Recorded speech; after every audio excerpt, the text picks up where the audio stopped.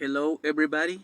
Today we start reading a new book, Take Back Your Life, by the author H. Dale Burke or Burke,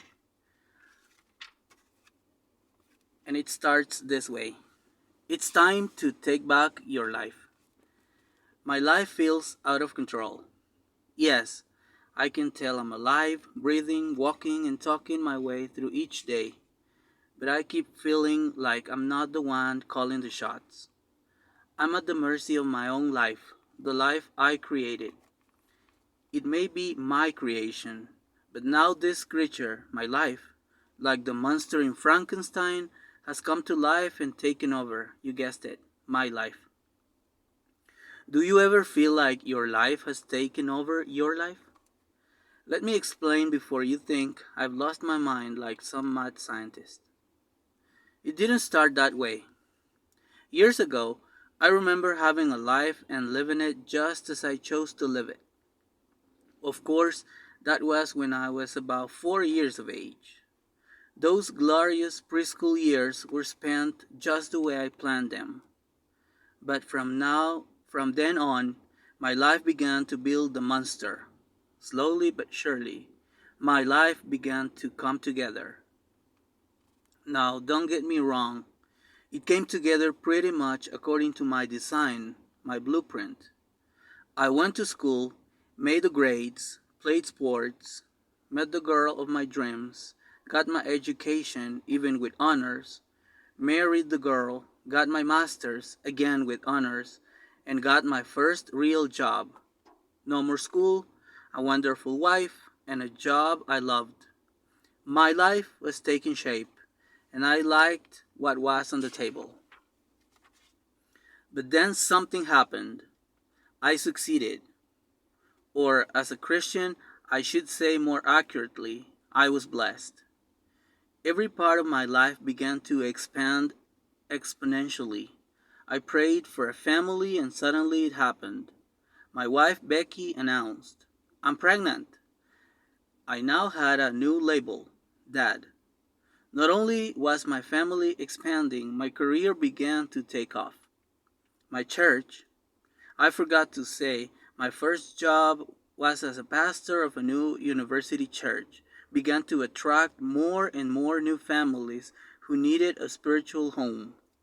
Don't get me wrong, I prayed for the church to grow, and God answered my prayer. At work and at home, everything was multiplying and expanding.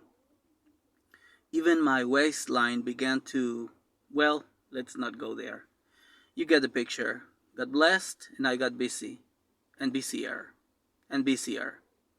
That's when I began to first notice that my life was coming to life and taking control. As I got busier, God continued to bless, and my responsibilities became greater. Before long, I began to travel more, speak more, and pick up the pace as I tried to care for a growing church and family. 3 kids now. And don't forget the wonderful wife God gave to me. She needed more help because the kids now outnumbered mom and dad. My life was growing bigger and stronger as the weeks flew by. It, this monster is gender neutral, affecting men and women alike, began to tell me what to do, when to do it, and to scold me if I didn't get it all done to its satisfaction. My life was setting the agenda and calling the shots, and I began to feel less and less in control. Something had to change, or this monster of my own creation would rule and then ruin everything. At times, I was tempted to just say no to the demands it was placing on me, but most of its demands were good, not evil. It was telling me to serve my wife, my kids, my friends, and especially the members of my church. After all, I was their pastor. I was the shepherd and they were the sheep. Wasn't it my job to care for their needs? Wasn't this actually God's will for my life? If I were in business, they would have been my customers. If I were in management, they would have been my employees. This was, after all, my life, and I was glad it was growing. but I was losing my joy. The questions I was facing, the challenges we all face in today's high demand world, where how can we succeed without becoming failures?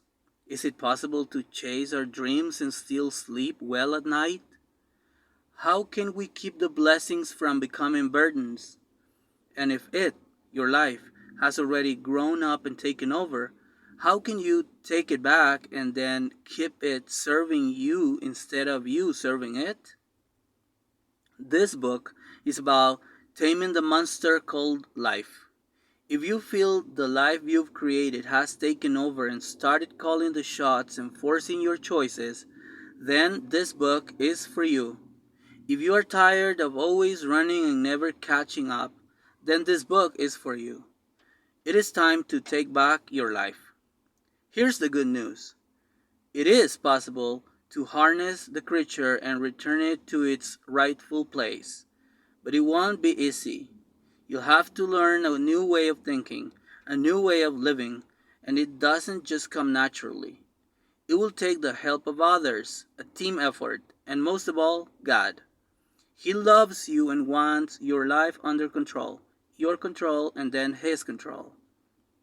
Yes, life behaves best when it is under God's control.